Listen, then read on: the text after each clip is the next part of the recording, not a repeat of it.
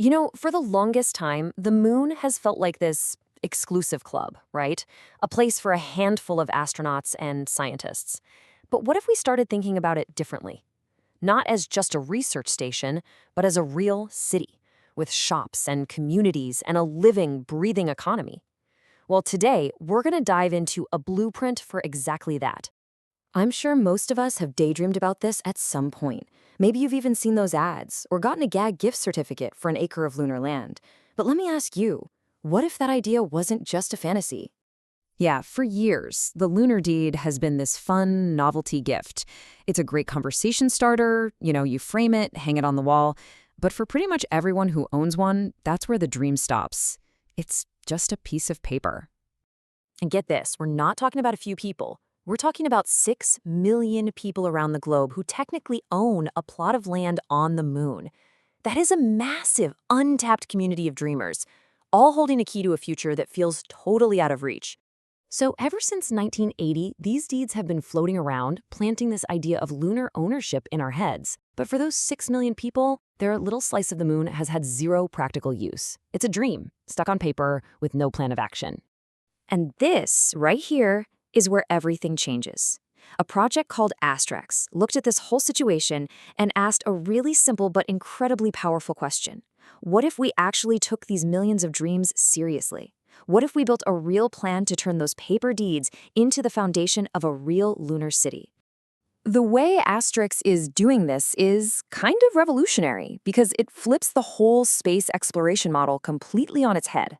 See, instead of building the rockets and the habitats first, they decided to build the society first, to create the community, the economy, and the actual demand for a city before a single brick is ever laid. So this is the key difference right here.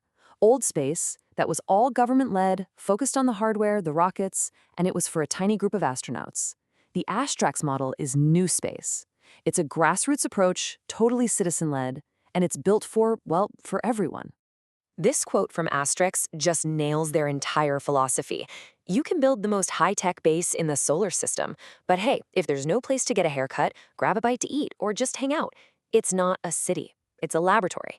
You need an economy. You need culture. And to build that economy, ASTRAX created 2 key communities. First, you've got the business community, which already has over 335 businesses signed on. These are the future shop owners and service providers. Then you've got the Residence Club, which is made up of all the lunar landowners who are going to be the customers. It's such a brilliant way to map out supply and demand for a market that doesn't even exist yet. And just look at who's involved. This is the amazing part. We're not talking about just tech companies. We're talking a yakitori shop, a hair salon, radio stations, real estate agencies. There's even a cemetery plant. This is the stuff of everyday life. This proves the vision is for a real functioning city where normal people can live and work. Okay, so you've got all these businesses and all these future residents. How in the world do you organize a city that doesn't physically exist? Well, you start by building it where everyone can get to it right now, in the virtual frontier. I mean, think about the challenge. How do you give hundreds of business owners a real sense of their future address on the moon? You can't just send them a flat map. You need something intuitive, something collaborative, something anyone can just jump into. And the answer, which was actually inspired by an elementary school kid, was Minecraft. It's genius, it's cheap, it's global, and it's an incredibly powerful tool for 3D modeling. This lets landowners literally walk through the city, see their properties, and start building a prototype of their lunar business today. But here's the really cool part. It's not just a game. The virtual Minecraft city is plugged directly into a real-world economy. You can explore this lunar metaverse, click on a building, and it takes you straight to that company's real-world website or app. You can buy stuff, listen to a lunar radio station. You can interact with these businesses right now, from Earth. So, building a virtual city is one thing, but ASTRAX knows that eventually people have to actually go there. And this means we don't just need to train astronauts, we need to train citizens. This is where that whole space is for everyone idea really comes to life.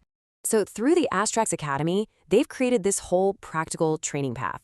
It starts with education, of course, but then you can actually experience lunar gravity on zero-G flights. You can practice living in these mock-up moon bases here on Earth.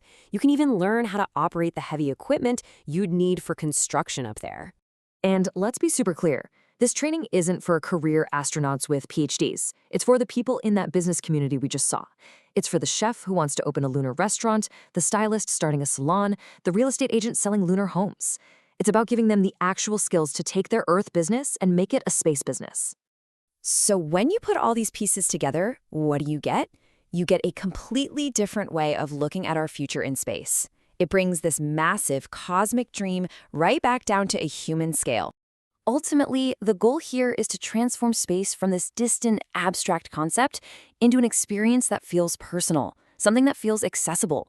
This whole process, from a virtual city in Minecraft to hands-on physical training, makes living on the moon feel like a real, achievable project for all of us. In the end, this is a story about a totally different kind of space race. It's not about which country plants a flag first. It's a grassroots movement to build a city from the ground up, and it's powered not by rocket fuel, but by human connection, by entrepreneurship, and by a shared dream. And that brings this whole idea full circle, right back to you. This proves that a future in space is going to need more than just engineers. It's going to need artists and chefs and teachers and entertainers. So as we wrap up, I'll leave you with this thought. In a city where anything is possible, what would you build?